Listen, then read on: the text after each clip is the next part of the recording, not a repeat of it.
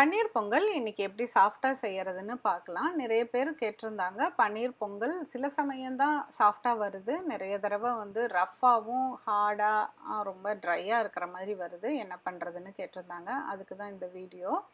இந்த வீடியோ பார்த்துட்டு கண்டிப்பாக உங்கள் கமெண்ட்ஸை சொல்லுங்கள். Please like, subscribe and share my channel. இந்த ரெசிபிக்கு ஒரு பேனில் கீ விட்டு காஞ்சதும் சீரகம், மிளகு லேசாக பொடிச்சு போட்டுக்கோங்க.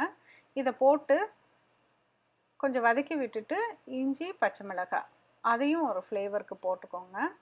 அதுவும் வதக்கி விட்டுட்டு கொஞ்சம் உடைச்ச முந்திரி அதை போட்டுட்டு நல்லா முந்திரி வந்து கோல்டன் ப்ரௌன் கலரில் வர வரைக்கும் ரோஸ்ட் பண்ணிவிட்டு கருவேப்பிலையும் கொஞ்சம் சேர்த்து ஒரு கிளறி விட்டு இப்போ ஸ்டவ்வை ஆஃப் பண்ணிடுங்க. ஸ்டவ்வை ஆஃப் பண்ணி ஓரளவுக்கு ஆறுனதுக்கப்புறம் துருவி வச்சுருக்க பன்னீரை இந்த ஸ்டேஜில் தான் வந்து நம்ம சேர்த்தணும்.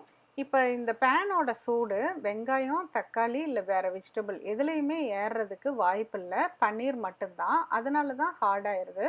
ஸோ இந்த மாதிரி செஞ்சிங்கன்னா கண்டிப்பாக சாஃப்டாக தான் இருக்கும். அதுவும் இல்லாமல் பன்னீர் டீஃப்ராஸ்ட் ஆனதுக்கு அப்புறமேலு ரொம்ப ட்ரை ஆகி அதுக்கப்புறமேலு துருவ வேண்டாம். சாஃப்டாக இருக்கிறப்பயே துருவிடுங்க. சால்ட்டு போடுறப்பையும் கொஞ்சமாக போட்டால் போதும். கண்டிப்பாக இதே மாதிரி செஞ்சு பாருங்கள், உங்களுக்கு சாஃப்டாக தான் வரும். மீண்டும் ஒரு புதிய ரெசிபியோடு சீக்கிரம் உங்களை மீட் பண்ணுறேன். தேங்க்யூ.